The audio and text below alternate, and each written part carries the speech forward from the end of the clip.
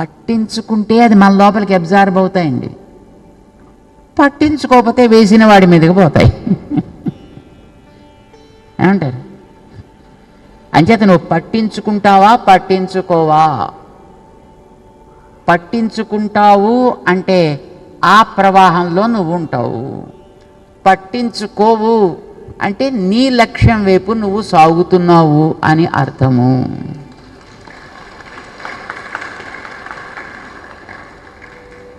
మన లక్ష్యం వైపు మనం సాగాలంటే ఆచార్యుల్ని పాదాలని మనం పట్టుకోవాలి, దాన్ని పట్టించుకోవాలి, భగవంతుడి పాదాలని పట్టించుకోవాలి. అది చాలు. నీ దగ్గర శరణాగతి చేసిన వాడికి నువ్వెప్పుడు కూడా ఏడుపు రానివ్వవు, నువ్వెప్పుడు కష్టాన్ని కలిగించవు. ఎందుకంటే వస్తే పడేది నువ్వే కనుక.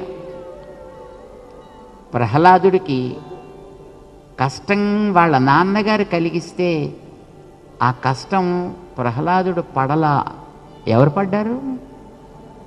పాపం ఆయన పడాల్సి వచ్చింది. ఆయనకి అది ఇష్టం లేదు కనుక హిరణ్యకశిపుడిని ఎలిమినేట్ చేయవలసి వచ్చింది. లేకపోతే పాపం హిరణ్యకశిపుడితో ఆయనకే ఉంది కనుక. మనకైనా అంతే. మనం దాన్ని పట్టించుకోకుండా ఉండాలి అని అంటే ఆయనని మనం పట్టించుకోగలగాలి, ఆయన పాదాలలో ఒదిగి ఉండగలగాలి మనం. అది మనకి నేర్పే కాలం బహుశా ఈ కాలం. అందుకే దీనికి పేరు అలా పెట్టారు, పరాభవ. దాని గురించి మన వాళ్ళు చాలా చెప్పారు.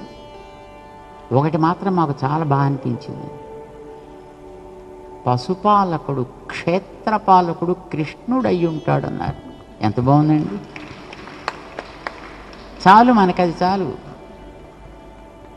మనని మన స్థానాలని ఆయన రక్షిస్తూ ఉంటే, ఆయన పాదాలని మనం పట్టుకుని ఉంటే అంతే. ఇంకా మనకి ఇంకా ఏ రకమైనటువంటి ఇబ్బంది రాదు. మిగతావన్నీ ఏం వస్తుంటాయి, ఏ పోతుంటాయి.